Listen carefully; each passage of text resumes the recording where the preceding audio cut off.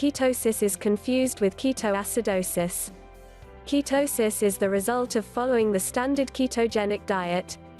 Ketosis takes place when glucose from carbohydrate foods is drastically reduced, which forces the body to find an alternative fuel source, fat. The end result is staying fueled off of circulating high ketones.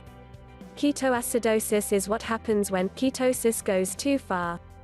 People with diabetes can experience diabetic ketoacidosis (DKA) when they don't take sufficient amounts of insulin, or when they are sick, dehydrated, or they experience physical or emotional trauma.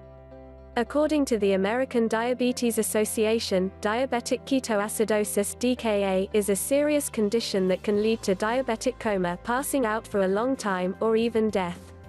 This is why following a ketogenic diet when you have diabetes has to be done very carefully and under a healthcare professional's supervision. People with type 1 diabetes are more likely to develop ketoacidosis. If you experience symptoms of ketoacidosis, your blood sugar level is consistently above 300 mg per deciliter, milligram per deciliter, or 16.7 millimoles per liter, mmol/L, or you have ketones in your urine and can't reach your doctor, seek emergency medical care. If you are a diabetic following a ketogenic diet, it's vital that you follow this new way of eating under your doctor's supervision, check your blood sugar regularly and take insulin as recommended. Insulin dosages often need to be adjusted after changing to a keto diet. It's also important to monitor the renal function of diabetics while they are following a ketogenic diet. Final tips: a ketogenic diet is a very low carbohydrate way of eating that changes the body's fuel source from burning glucose or sugar to burning dietary fat instead. Some studies show that this can help people with pre-diabetes, type 2 diabetes, and type 1 diabetes to lower their blood sugar levels and decrease or eliminate the need for insulin.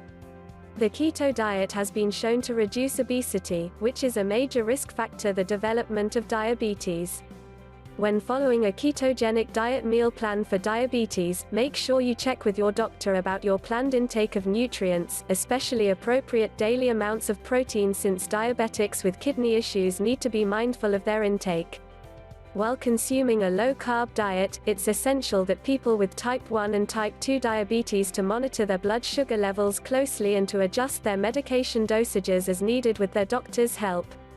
Never put a child on a ketogenic diet without a doctor's approval and guidance.